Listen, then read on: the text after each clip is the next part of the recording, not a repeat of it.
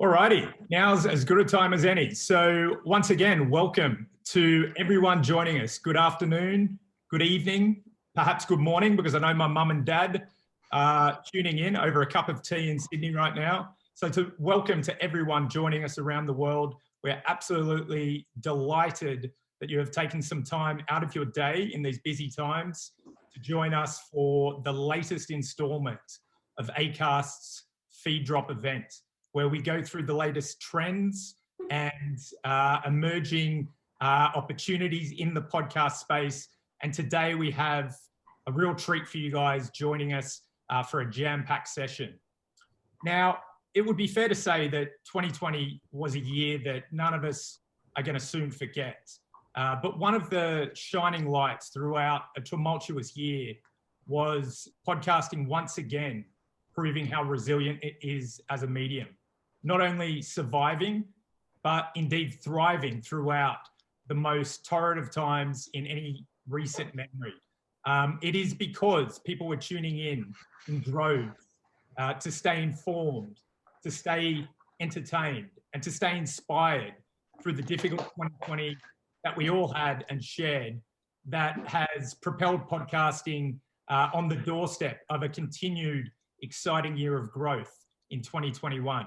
So it is with that we look forward with a sense of renewed optimism, with a sniff of springtime in the air, perhaps, depending on where you're sitting, and a lot of, as I said, optimism looking forward. And that's what we're going to do today, look forward into the dynamism that is really driving the industry in its next phase of growth, particularly in the US market. Now, we've got a jam-packed agenda, and we'll just skip forward to kind of showcase what we're going to be talking about today. We're delighted that Acast CEO and podcast industry veteran Ross Adams will be joining us shortly to take us through the latest trends in the podcast space, and also giving you an overview of Acast's business strategy as a creator-first business, and ensuring that we maintain that key kind of mantra of an open ecosystem that is propelling the industry forward. So really exciting stuff to get Ross's perspective in a moment. Then what we'll be doing is looking back before we look forward and uncovering some of the insights provided by our Acast Intelligence team, both in terms of the podcast audience, but also in terms of the ad market and things to look out for as we look forward to the rest of 2021. That will be presented by our group business directors, Colleen Station and John Dianora, at which point we'll be really taking things up a gear and looking at what is driving further growth and innovation. Two of those areas will be presented by my colleagues Ellie Dimitriolakis and Cam Kolovos. Don't say that 3 times fast. That was definitely a tongue twister. So we'll be looking at the emergence of programmatic in the audio space, our automation strategy as it adheres to that, as well as some of the key advancements in enhanced keyword targeting that is really propelling the industry forward. One other thing that I do want to mention before we dive into the agenda is that there's going to be a survey to all registered viewers today. There will be a juicy incentive. I've been told it may or may not be a Lamborghini. So please do keep an eye out for that. Sign up and also keep the dialogue going. This is intended to be a two-way street in terms of conversation. So there will be time for questions towards the end, and do please keep an eye out for that survey afterwards.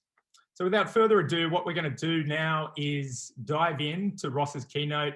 And I've enlisted someone that knows Ross very, very well to introduce him right now. Over to you, Archie. Hi everyone, my name is Archie Adams and welcome to Sound Smart, and welcome onto the stage, the one, the only, my dad Ross Adams. Bye everyone. Thank you, Archie. The joys of homeschooling and having someone properly introduce you. Nick, take note of that. But thank you. And good afternoon, everyone. For those of you who don't know me, my name, as you just heard, is Ross Adams, and I have the lucky job of being the CEO of this wonderful company called Acast. I've been here for just over 6.5 years, and during that time I've seen the entire podcast industry grow at an almost unbelievable amount.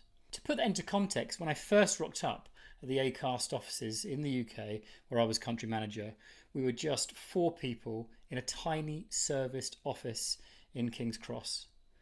Globally, we had only 12 people, and the remainder of those people were in Sweden, so we were ultra tiny back then. And the podcast we represented out of the UK had around 500,000 listens combined per month. Today, although we swapped the office for a work from home for the past 12 months, our listeners have grown to more than 300 million a month across 20,000 growing podcasts. I genuinely do sometimes have to pinch myself at how far we've come in such a short space of time. Above all, we strive to be the most creator-centric podcast company in the world. We believe that not only benefits our podcasters, but our listeners and advertisers too. And I want to tell you a little bit more about why. I'll touch on the astronomical listener numbers we saw in 2020, my thoughts on recent acquisitions in the space, Acast's belief in and our commitment to the open podcasting ecosystem, and how we're leading the way for the entire industry.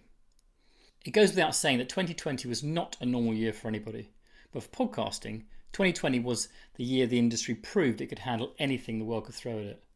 With listeners hungrier than ever for podcast content, whether they were looking for comfort, support, or just to get away from it all with a good laugh.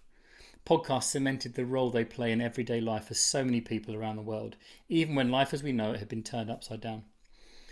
Podcasts can provide a friend in your ear during times of uncertainty, and the sense of community so many shows work hard to create has been more important than ever this year. Podcasts have offered the escapism and entertainment that people have craved at some point during these most difficult times.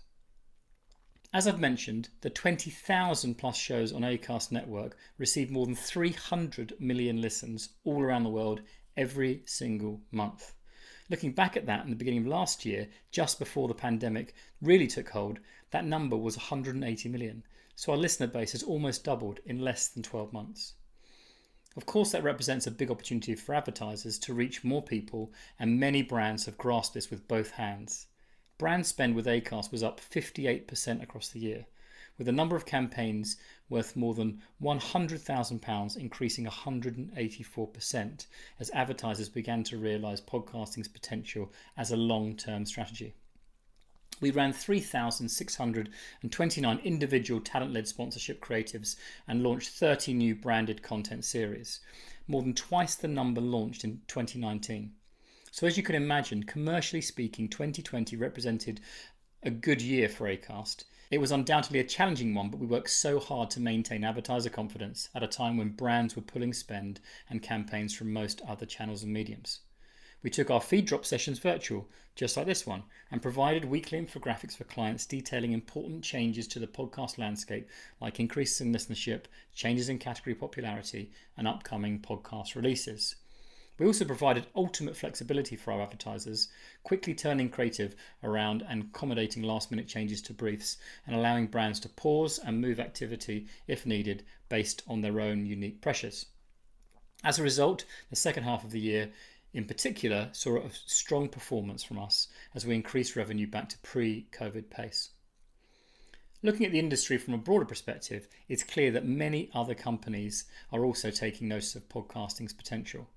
Some of the biggest players in the tech industry made huge acquisitions in 2020, including the likes of Amazon, Sirius, iHeart and Spotify, but to name a few, which suggests we're only just seeing the start of what podcasting has to offer.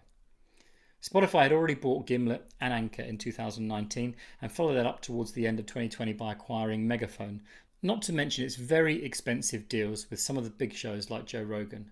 Amazon, meanwhile, bought the podcast network Wondery and launched a dedicated podcast platform. What's clear from these deals is that podcasting is the place to be. This sort of news absolutely solidifies Acast's position and reinforces that our growth strategy is the right one. We believe that more attention and more investment in the industry is good for us and good for everyone involved.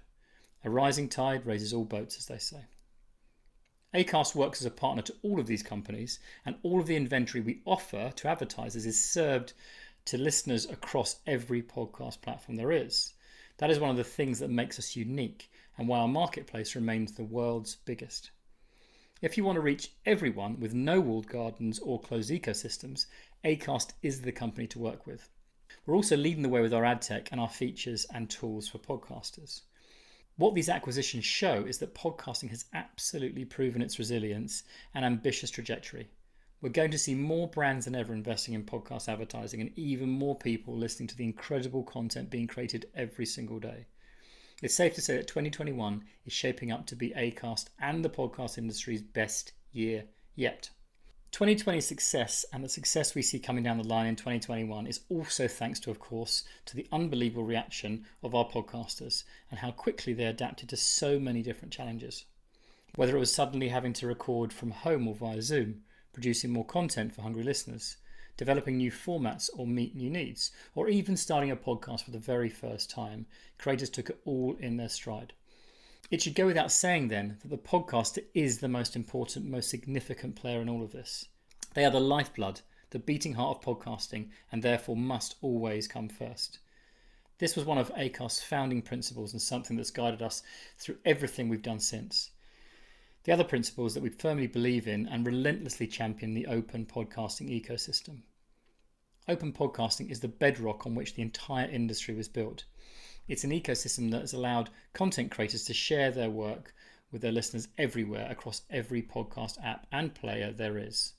The magic of podcasting is in discovering a new show you can't wait to share with your friends, or following one for so long that you feel like you're part of the family. And all of that is made possible by the industry's open nature. At Acast, we call ourselves platform agnostic to reflect the fact that all the tools we create and all our partnerships and integrations work on any podcast listening platform there is.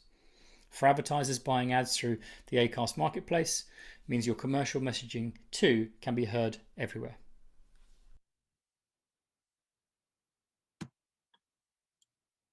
Thank you very much, Ross. Some really compelling insights there from both looking back in 2020, but now also looking forward. It was great to hear from our CEO and industry luminary, Ross Adams. Moving forward, as we delve into the Acast Intelligence section of today's webinar, as mentioned, we'll be delving into some both hot off the press industry insights from the likes of Edison and Nielsen more recently, but also some proprietary insights that the Acast Intelligence team is able to uncover. So Colleen, over to you. Thanks, Nick. Hey, podcast people. I'm excited to set the table for you and give you the top line view of Acast. First off, as mentioned once, and I'm sure many more times during this presentation, we've got 20,000 podcasts across our network. From a depth perspective, we have exclusive partnerships with all of the publishers listed on this slide.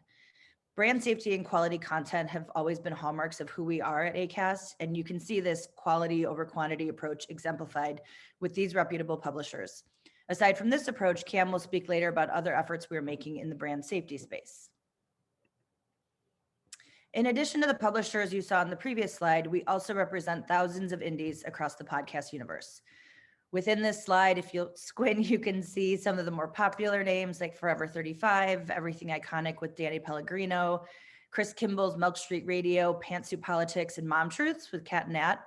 But aside from those biggies, it's worth noting that we're constantly championing diverse and underrepresented voices like those of Naked Beauty, She's All Fat, In the Thick, and Guys Next Door. With 20,000 podcasts and over 30 verticals, it's safe to say that we have something for every target audience, but let me highlight the top categories in the US. So comedy and entertainment always remains near the top. Our news and politics vertical was huge in 2020 for obvious reasons, and John will talk about some of those more in a few slides.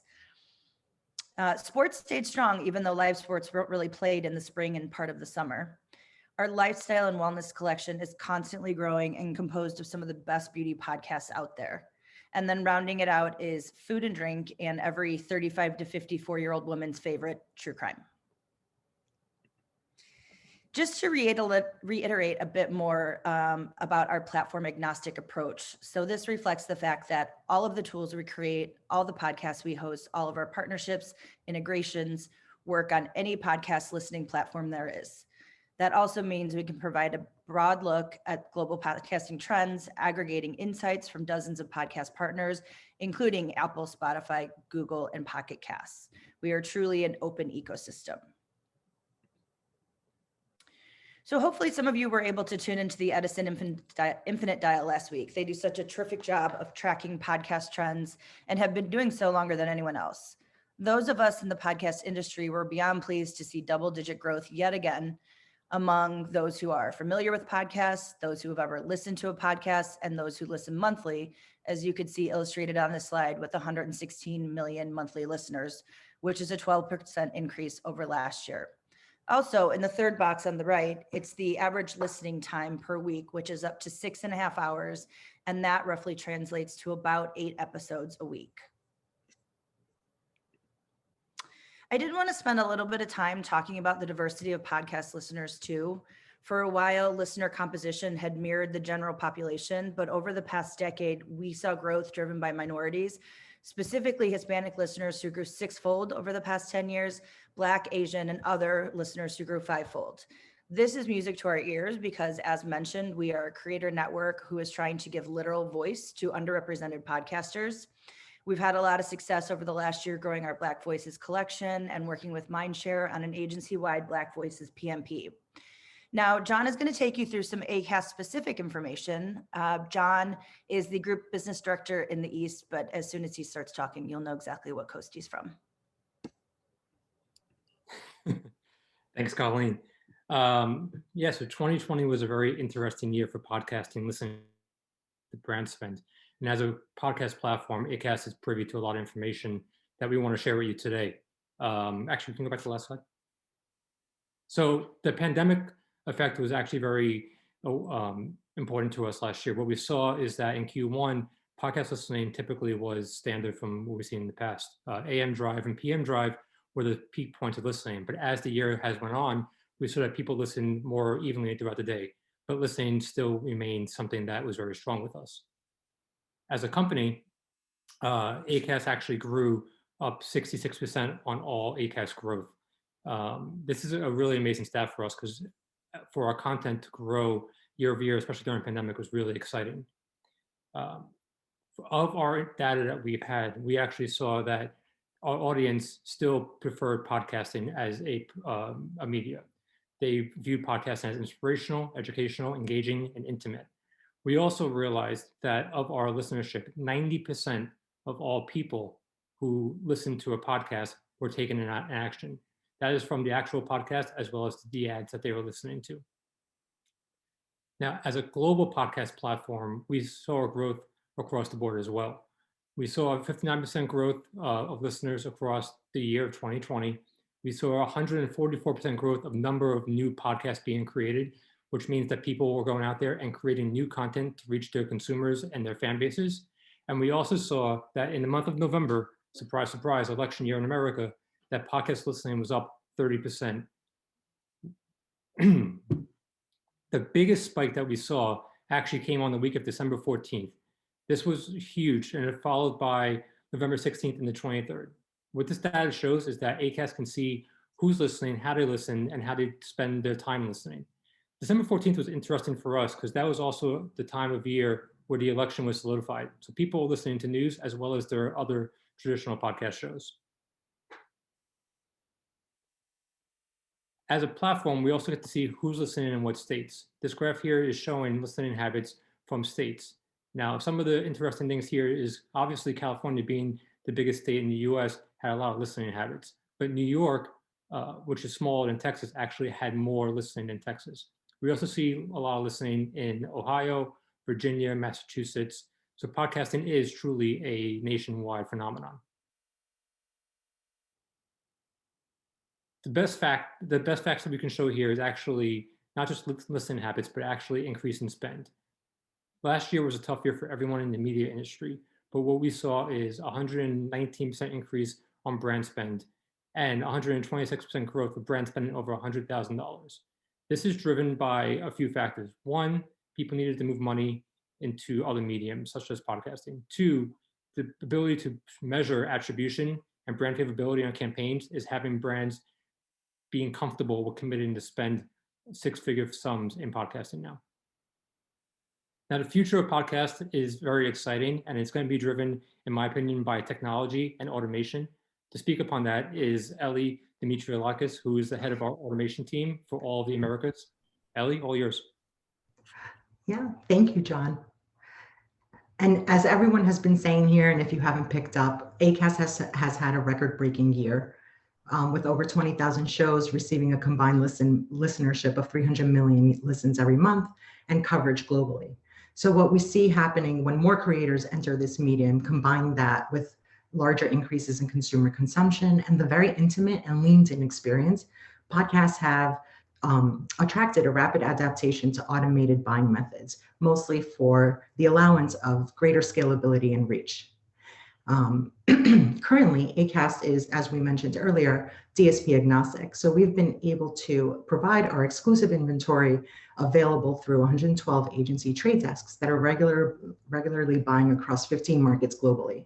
And in 2020, Acast was listed for greater discoverability in 3 major DSPs, which includes the Trade Desk, DV360, and Verizon Inventory, as well as Freewheel's Strata platform. So for greater discoverability amongst 1,100 US advertising agencies. As these integrations were put into place, demand for automation increased. And in fact, Acast experienced over 215% increase in programmatic revenue globally. And this year, we're projecting that programmatic advertising will actually represent upwards of 10% of our total global revenue, which is amazing. With that, we do want to emphasize how we've been testing programmatic for over 3 years, and we today have amassed valuable experience and best practices across a global community. Even though this testing has begun in 2017 and we worked with the world's largest brands, there's a lot of innovation still coming down the pipe on that.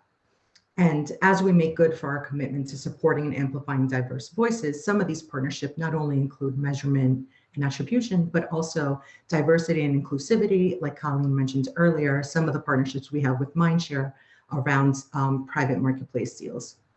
But as you can see here, our product capabilities have started to become available across all major DSPs and have capabilities that include PMPs, PGs, various targeting capabilities around devices. But where we think the most innovation will continue to happen and where Acast remains committed is to be able to build stronger attribution methodologies, measurement technologies, build solutions around measurement, standardization, addressability, privacy, and brand safety.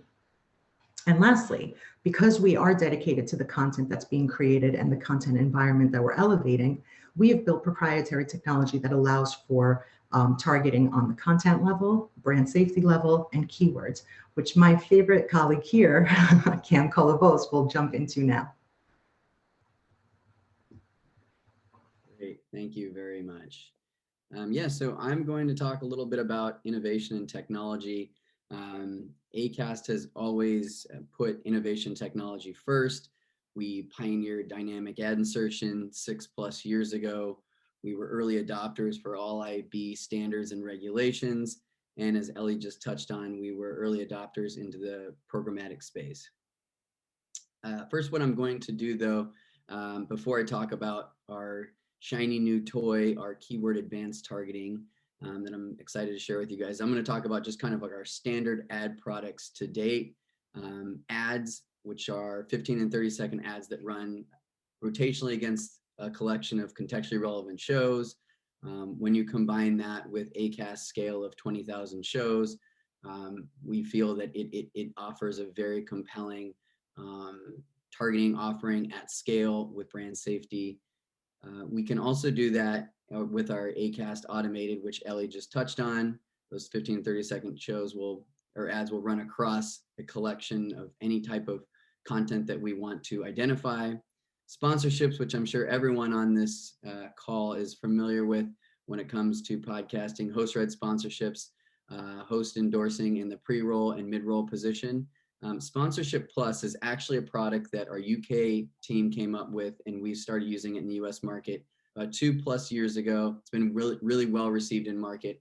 And essentially what it is, it allows us to take and leverage a host voice, and they will run a host-read sponsorship like they would on a normal sponsorship.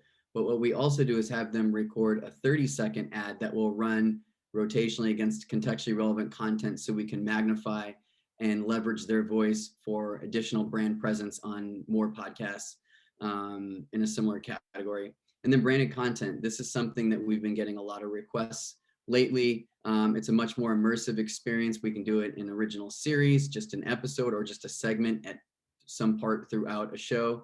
And this is essentially allows us to have a much more deeper integration into a show surrounding a certain topic, story, or idea.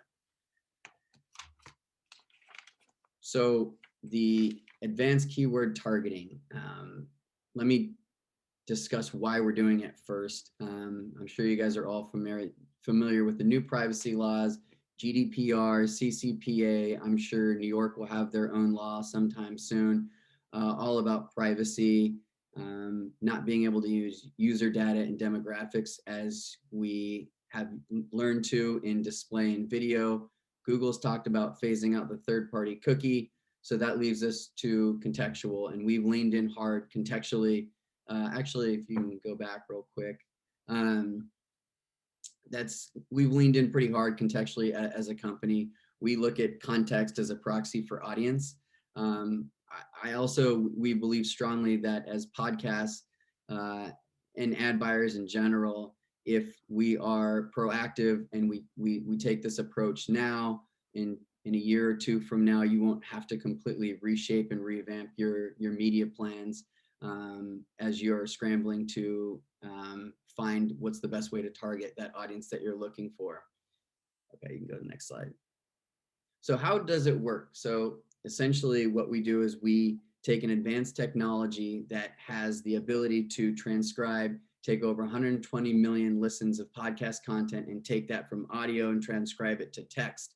And then we use a natural language processor, or an NLP, to essentially map and score relevant keywords and categories, which allows us to then package them up and customize them for our clients in terms of any sort of IAB category using keywords. And essentially it is an advanced version of contextual targeting. Now, there are obviously partners out there that offer contextual targeting. This is, we feel, taking a data-driven approach to contextual targeting. And then again, when you combine that with our 20,000 shows, we feel it offers unparalleled scale. And lastly, what we can also do, which is a neat little addition to this, if you can go to the next slide, not only can we work with a client or brand to take keywords and help them identify a list, so then we can come up with a customized targeting collection for them, but we can also use this to negatively target away from content or categories. So it's an added layer of brand safety that has been really well received in the marketplace. As you know, we work with a lot of major brands that do have brand safety concerns. So this is just another added way. We know that the podcast industry in nature is an adult medium where there can be certain levels of discussions or cuss words or anything like that. So we can utilize this tool to really hone in on whatever the comfortability is of each brand. And I'm going to now pass it back to our leader, Nick, to wrap things up and let Nick take it from here. Awesome. Thank you very much, Cam. And thank you to all our speakers today. Thank you also for everyone that's joined.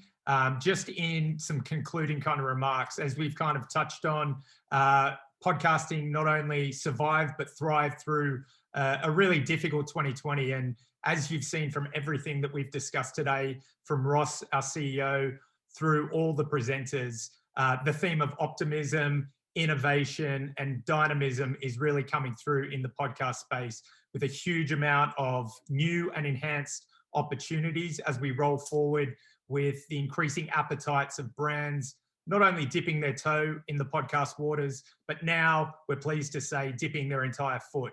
So there is a huge amount of positivity with the podcast space, and we're thrilled to work with our key agency partners, many of which have joined us on this call, as well as the new ones that we haven't met. So the point of that is to say, don't be a stranger. feel free to reach out to any and all of us with any questions that you may have. Speaking of which, I believe we have a couple of questions here, and we do have some time to kind of take through. So firstly, thank you to Naomi. Just reading out your question. Do you have any research showing which ad type is the most effective, as in ads, sponsorship, branded content, or how they work together to increase effectiveness when you combine them all? It's a really good question, and it's something that is, I guess, the holy grail of insights, and it is something that we're working on right now in terms of a more contemporaneous proprietary study to examine exactly that in 2021. So stay tuned is the answer to that, and we will have that in the field very shortly, and the insights readily available not long after that. The second question from Hannah is around the keyword targeting tool. Is the keyword targeting tool available in other languages than English? Again, a fantastic question, and is definitely the next stage in our iteration of the advancement of that keyword targeting tool. One thing to reiterate is our global footprint.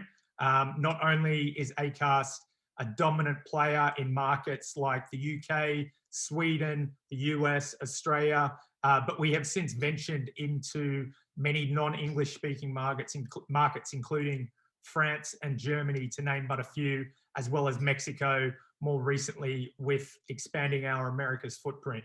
So it certainly is something that we are looking to build upon as we continue to move forward the enhanced, sophisticated targeting tools that Cam and Ellie touched on. So it is something that will be on our roadmap for later this year. And with that, once again, thank you to everyone that joined us today. Thank you again to my colleagues and presenters. Hopefully you all got something out of this, and feel free to reach out and contact any and all of us as the podcast industry continues to go from strength to strength. Thank you, everyone.